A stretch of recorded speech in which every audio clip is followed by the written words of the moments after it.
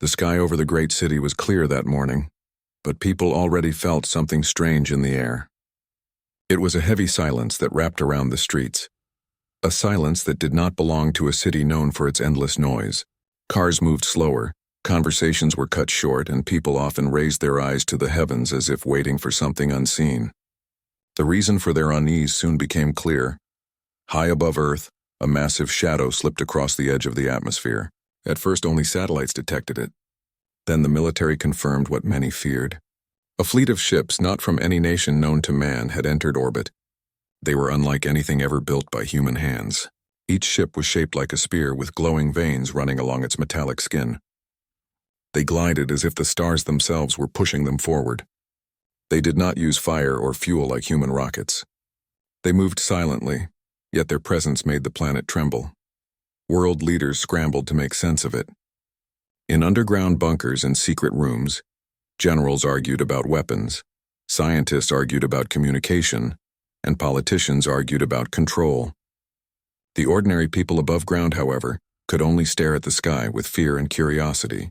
Every news channel showed the same picture: silver spears circling the earth like predators around prey. Among those watching was a boy named Aaron. He stood in the courtyard of his school with other students. His teachers had told them to remain calm, but their faces betrayed their words.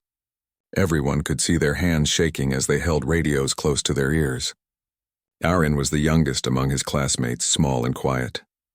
He often sat in corners rather than the front row. Most people did not notice him, but on that day the universe had noticed. When the fleet finally moved, the world held its breath. One ship broke away from the rest and descended toward the city. It was not a slow descent. It cut through clouds with the grace of a bird, leaving no smoke or thunder, only an eerie glow. People screamed and ran, yet no explosion followed. Instead, the ship lowered itself into the middle of the Capitol Square, just a short distance from the great assembly hall where world leaders had been meeting. The ship opened, and from its core stepped a figure taller than any human. The figure glowed faintly as if light itself obeyed her. Her form was graceful, her movement fluid, and her eyes shone like two pieces of burning silver. She wore armor that seemed alive, its surface shifting and breathing.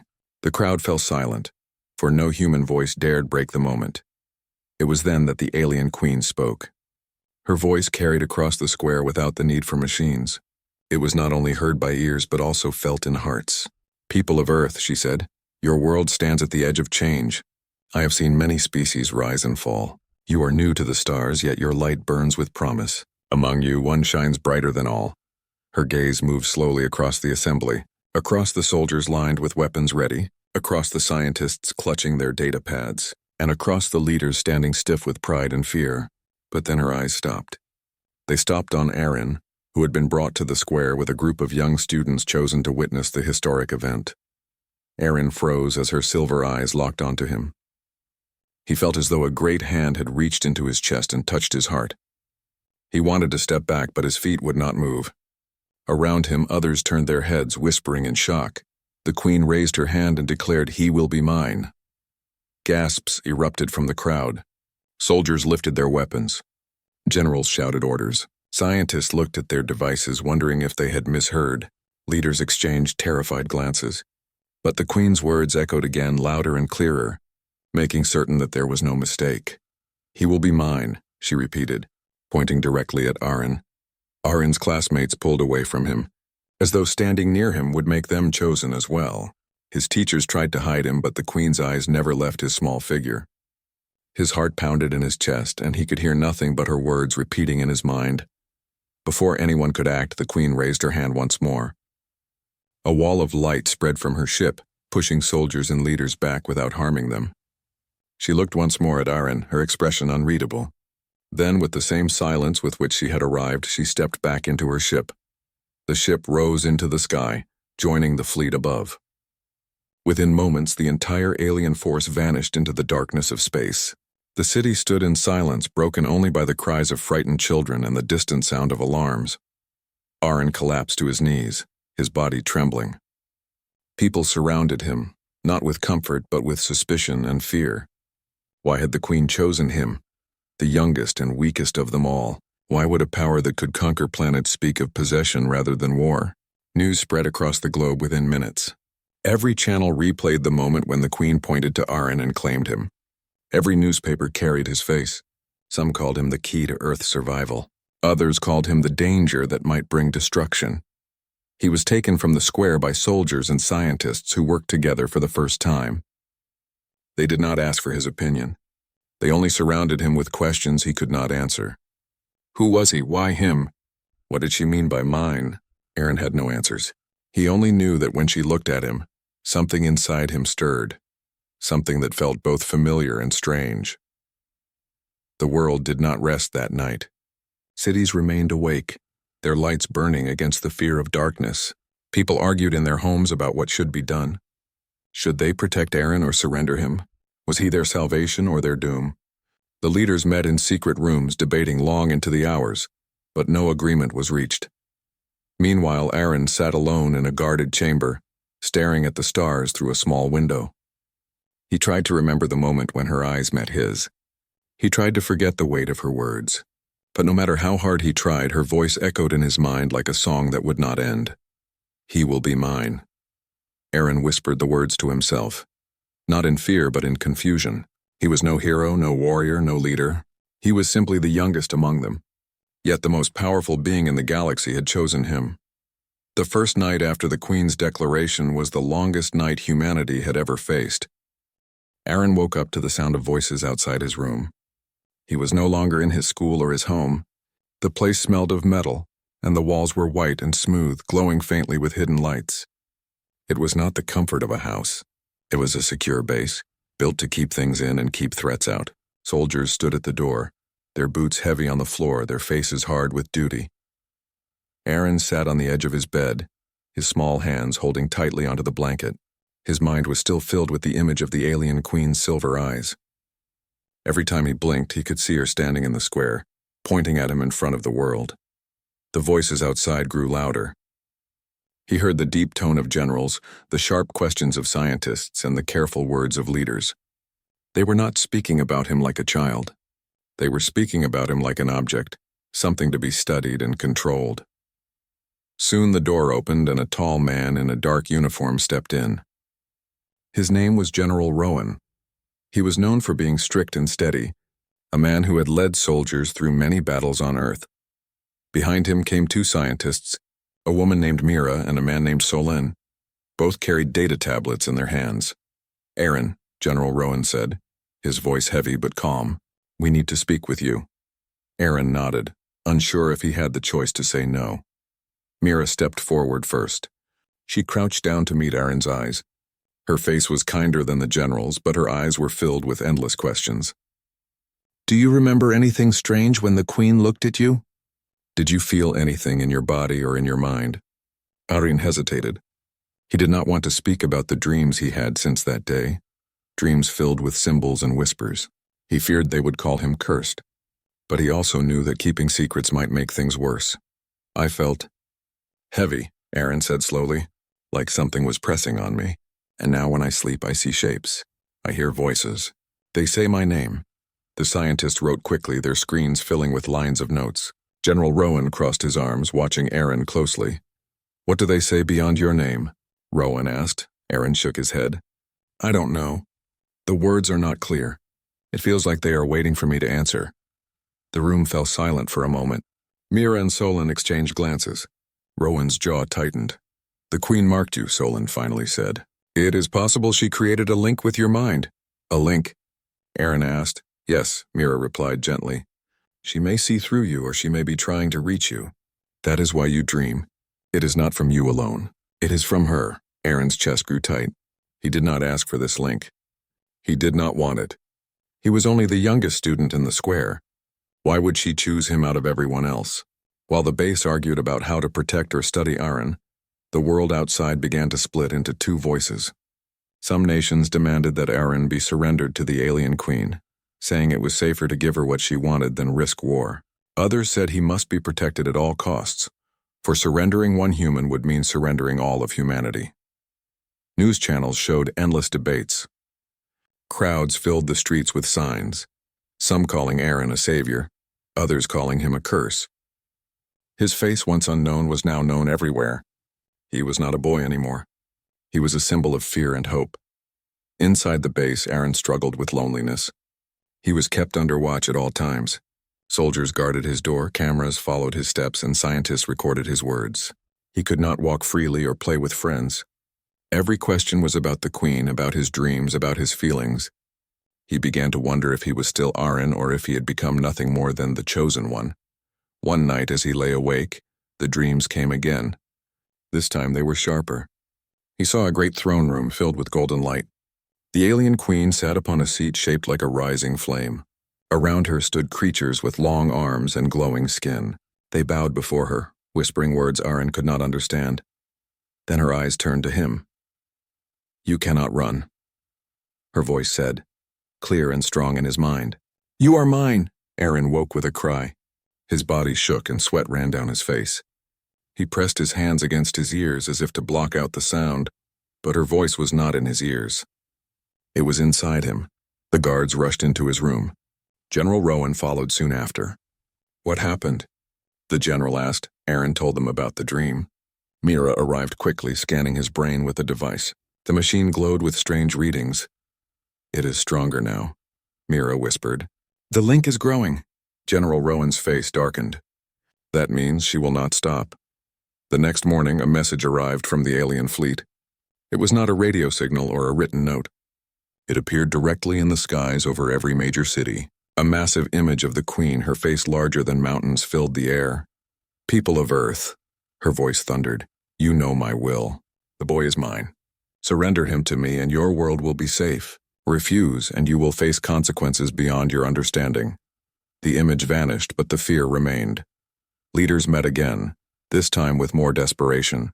Some shouted that they could not fight such power. Others declared that surrender was the same as slavery.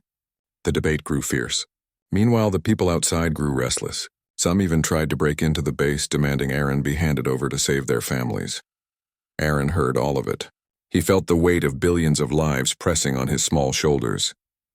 He had never been asked to decide anything beyond his own lessons and meals. Now the world looked at him as if he carried their future. That night, as he sat alone, the voice came again, softer than before. "Do not fear me," the Queen whispered. "You are special. You feel it. Come willingly and you will not suffer. Come to me and I will show you the stars." Aaron closed his eyes and shook his head. "I don't want to go," he whispered to himself. But deep inside, he wondered if resisting her was even possible.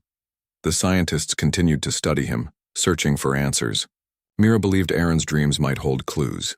She encouraged him to draw the symbols he saw. When he did, the shapes matched unknown star maps. Solon noticed that the maps pointed to distant places no human ship had ever reached. "This is knowledge far beyond us," Solon said in awe. "She is giving him visions of her world." Rowan disagreed. "She is not giving.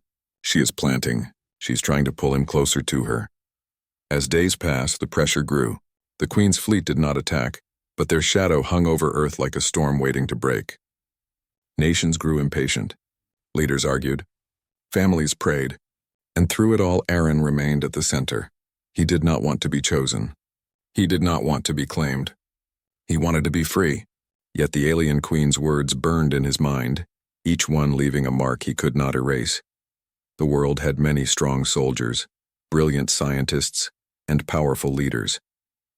But the fate of Earth rested not on their shoulders. It rested on the youngest human, the boy who had never asked for greatness but could not escape it. And so the waiting continued. As the Queen's promise hung heavy in the air, she would return for what she believed was hers. The base was quieter than usual, but it was not the quiet of peace. It was the heavy silence of people carrying secrets too heavy to share. Soldiers stood sharper at their posts, scientists worked longer hours, and leaders whispered behind closed doors. At the center of it all sat Aaron, still watched, still studied, still unsure why he had been chosen. Days had passed since the alien Queen's message in the sky, yet no attack came. The alien fleet waited in orbit, a constant reminder that the world was one command away from destruction. The waiting made it worse. The world was not built for silence. People wanted answers and none were found. Inside the base, Mira came to visit Aaron often. She sat with him during the long hours and asked him about his dreams. At first he hesitated to share, but she listened kindly, never pressing too hard. Slowly, Aaron began to speak more freely. "I see her throne," Aaron whispered one evening, holding a pencil in his small hands. He drew shapes on paper while Mira watched. "It is tall and it shines like fire. Around her are people, but they do not look like her. They are smaller, weaker. They bow to her." Mira leaned closer. "And what do you feel when you see this?" Aaron frowned. "She is watching me, always. Like I cannot move without her eyes finding me. Sometimes I feel afraid, but sometimes I feel she is waiting for me to say something." "What do you think she wants to hear?" Mira asked. Aaron shook his head. "I don't know." On the paper he finished his drawing. The throne, the glowing figures, and strange symbols that circled around it. Mira's eyes widened. She recognized patterns from her studies of ancient signals captured in space. Signals no one had ever translated. Later that night, Mira showed the drawings to Solon and General Rowan. Solon's hands trembled as he compared them to star maps collected by human telescopes. "These are coordinates," Solon whispered. "Not from Earth, not from anywhere we have been. They point to systems far beyond our reach." Rowan's face hardened. "So she is planting knowledge in his mind." "Not just knowledge," Mira said softly. "A message. Maybe even a reason." The next day, leaders gathered in the base. They decided something bold must be done. Humanity could not hide behind walls forever. If the Queen wanted Aaron, then they must learn why. Not by waiting, but by meeting her on their own terms. General Rowan argued against it at first. "It is dangerous to bring the boy close to her. If she takes him, there is nothing we can do." But Mira spoke with courage. "If we do nothing, she will take him anyway. At least this way, we might understand her purpose. If she chose him for a reason, then that reason may hold the key to survival." After long debate, the decision was made. Aaron would be taken aboard a human vessel, a small but advanced ship built for secret missions. The plan was to approach the alien fleet under a signal of peace and request a meeting. When Aaron heard the plan, his heart filled with fear. "You want me to go to her?" he asked. Mira touched his shoulder gently. "Not to give you away, to give you a chance to speak. You may hold answers none of us can see." Aaron looked down. He wanted to refuse, to stay where he felt safe. But then he thought of the cities waiting in fear, the families hoping for peace, and the children like him who stared at the sky every night with dread. If he was already chosen, maybe running was no longer an option. And so, under heavy guard, Aaron was led to the ship. Its walls were lined with bright screens, its seats fitted with belts and straps. Soldiers checked weapons, scientists adjusted instruments, and pilots prepared for the journey. Aaron sat quietly, staring at the small window, watching the stars draw closer as the ship rose into space. The moment they broke through Earth's atmosphere, Aaron gasped. For the first time, he saw his world from above. It was round, blue, and beautiful. It looked so small compared to the endless sea of stars. Yet among those stars waited the fleet. Dozens of silver spears floated silently, their surfaces glowing faintly as though alive. They did not move to attack. Instead, they opened a path, letting the small human ship glide deeper into their ranks. At the center of the fleet was the largest ship of all. It shone brighter than the rest, its form like a blade of light. The human vessel docked at its side.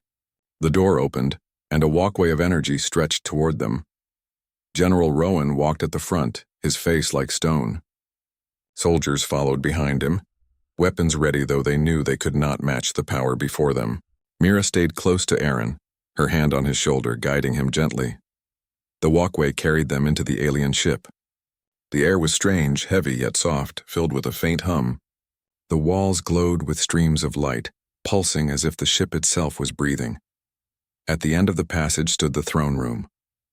It was just as Aaron had seen in his dreams. The throne rose high, golden and radiant, shaped like fire frozen in metal. The queen sat upon it, her eyes glowing brighter than before. Around her stood her attendants, tall beings with elongated limbs and shimmering skin. They bowed as she raised her hand. "Welcome," the queen said. Her voice carried not only through the air but also into their minds. "At last you bring him to me."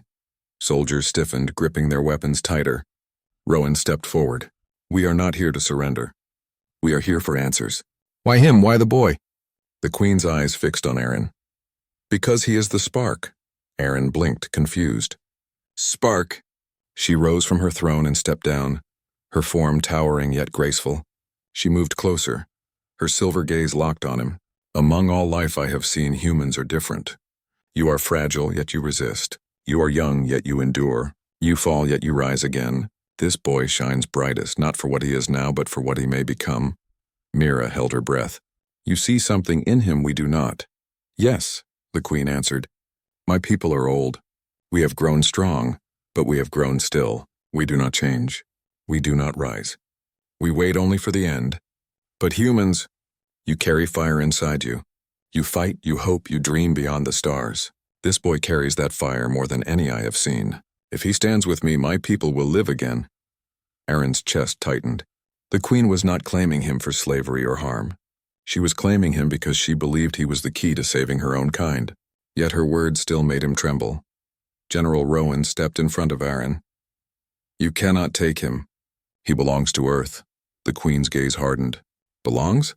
He belongs to no one. That is why he is chosen. He is free, and freedom is strength. But freedom cannot last alone. He must choose his path. Her eyes turned back to Aaron. Come with me, and you will see wonders beyond your world. Stay, and your people may never know what they could have become. Aaron's heart raced. He looked at Mira, at Rowan, at the soldiers who stood ready to fight. He looked at the queen, who was both terrible and beautiful. And deep inside, he knew the truth. She did not see him as he was now, but as something he could become. But Aaron was not ready to give her an answer. Not yet. The queen seemed to sense this. She did not press further. Instead, she stepped back toward her throne. Then prove yourself, she said. Show me that you are worthy of the fire I see within you. Face the trials of will. If you endure, I will accept your choice, whatever it may be. The floor beneath them shifted. Walls of light rose, forming a great arena around them. The air trembled as shapes appeared, figures drawn from light and shadow waiting for Aaron. The queen's voice echoed across the chamber. The test begins. The walls of light shimmered high above, sealing the throne room in a circle of glowing energy. Soldiers reached for their weapons, but General Rowan lifted his hand, stopping them. He understood that this was not a battle they could fight with bullets or fire. This was something different, something that belonged only to the boy. Aaron stood in the center of the arena, his heart racing like a drum. He had faced fear before, but never like this. His body trembled, yet his feet did not move. He knew that running was not an option. The alien queen had spoken, and her voice carried the weight of command. Around the edges of the arena, glowing figures began to form. They were tall, with long limbs and shining eyes, each holding a weapon shaped from pure light. Their bodies flickered between solid and shadow, as if they were both real and unreal at the same time. The queen's voice filled the chamber, calm and powerful. These are not enemies of flesh. They are trials of your spirit. To face them is to face yourself. Aaron swallowed hard. His hands clenched into fists, though he held no weapon. He looked at Mira, who stood outside the arena, her face pale but her eyes steady. She mouthed words to him, though no sound reached. He read them clearly. Do not give up. The first figure stepped forward. It moved with speed, swinging its weapon in a blur of light. Aaron ducked instinctively, the blade passing inches from his head. His heart thundered, but something inside him pushed him to move. He rolled across the floor and stood again. The figure came again, striking faster. Aaron had no sword, no shield, no armor, but he remembered the games he played at school, the times he had to dodge and weave, the times he had to stay on his feet while older children chased him. His small body, often seen as weak, now gave him speed. He slipped between strikes, never standing still, always moving. At last, the figure paused, raising its weapon high. Aaron leapt forward and struck with his bare fist. To his surprise, the glowing figure shattered into sparks, fading into the air. The crowd of alien attendants murmured softly. Soldiers watching from behind the barrier gripped their weapons tighter, as if hope had touched them for the first time.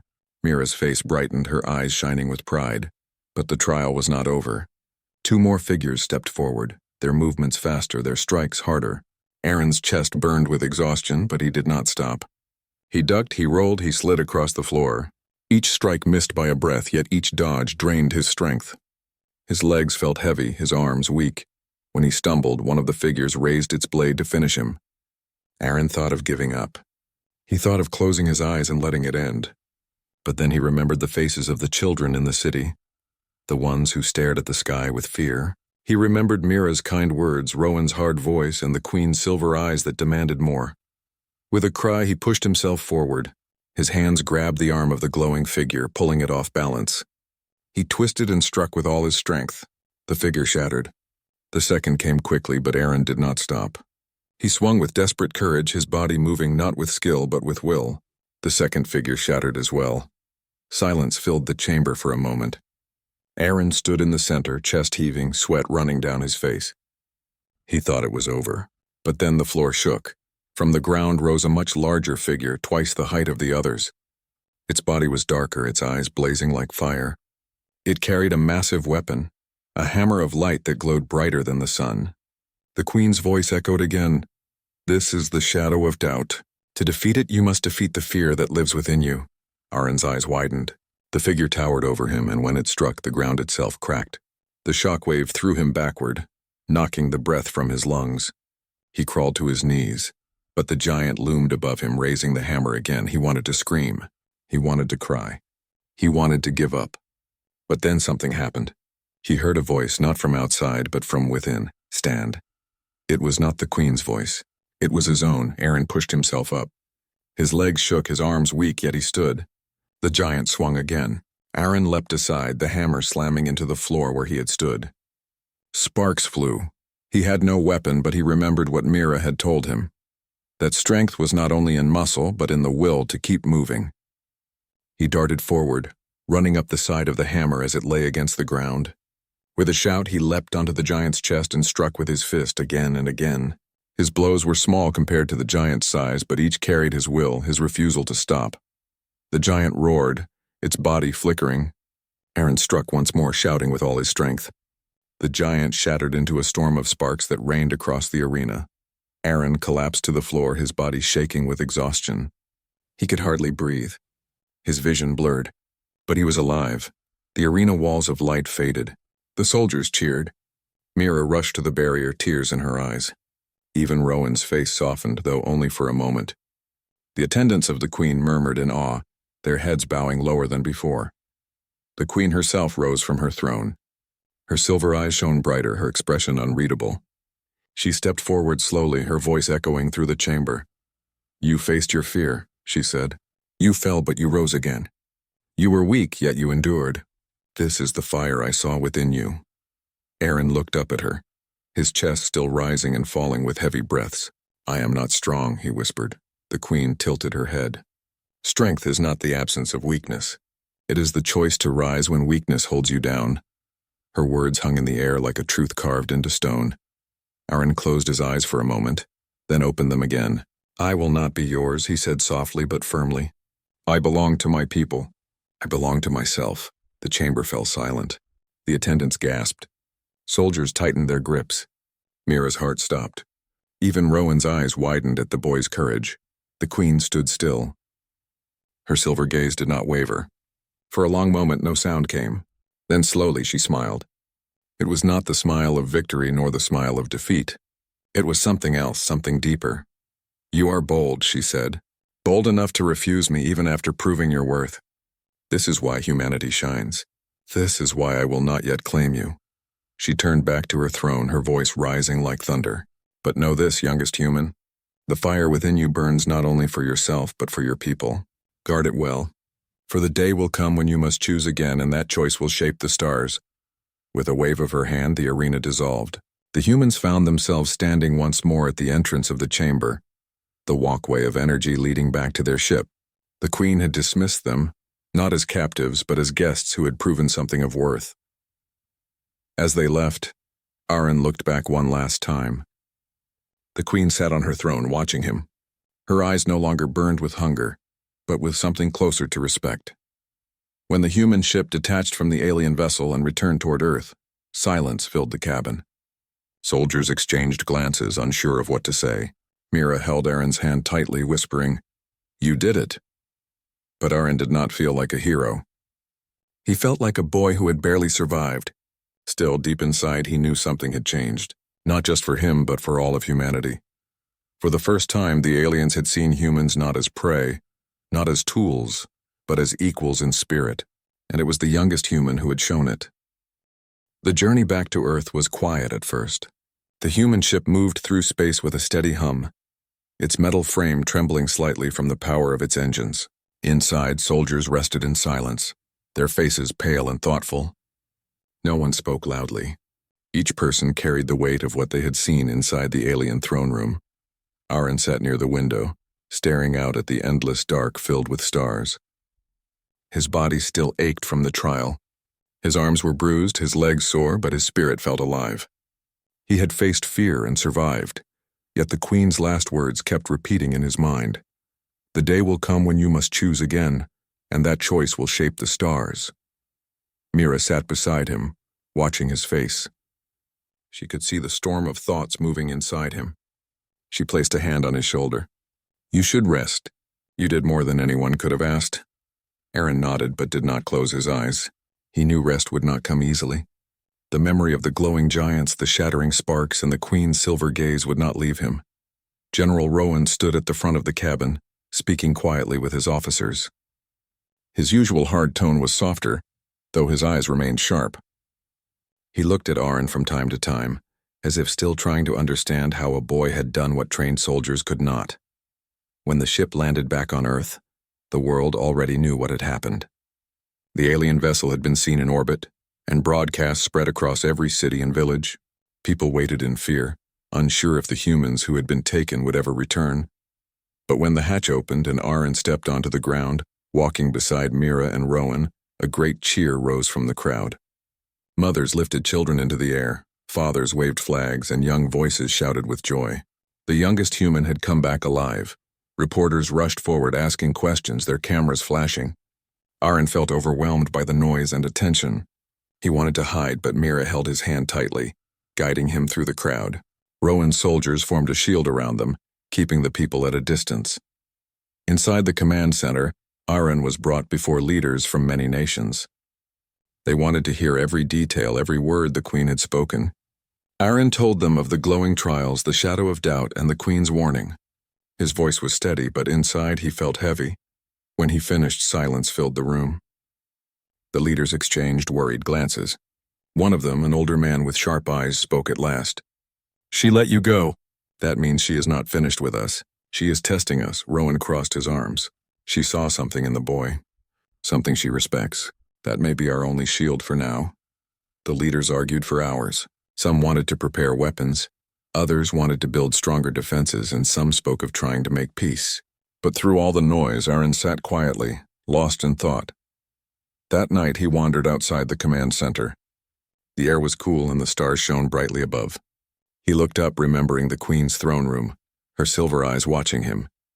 He wondered if she was watching him still. Mira found him sitting on the steps. She sat beside him, folding her hands. Do you feel different?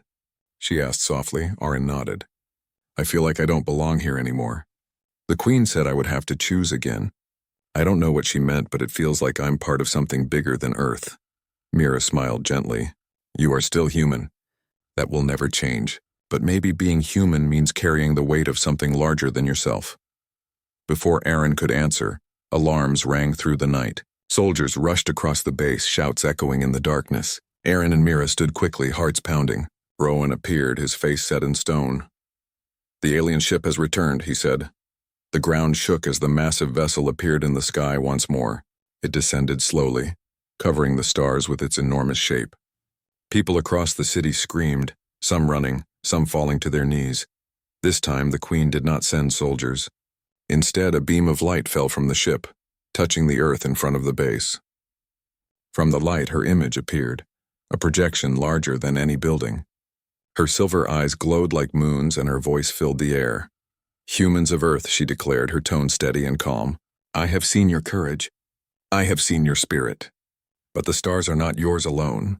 A storm is coming, greater than you can imagine.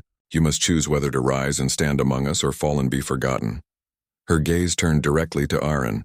Though her image towered over cities, her eyes locked only on him. Youngest human, the choice will begin with you. Will you walk the path of fear or the path of fire? The crowd murmured in confusion. Soldiers raised weapons, but Rowan lowered his hand again.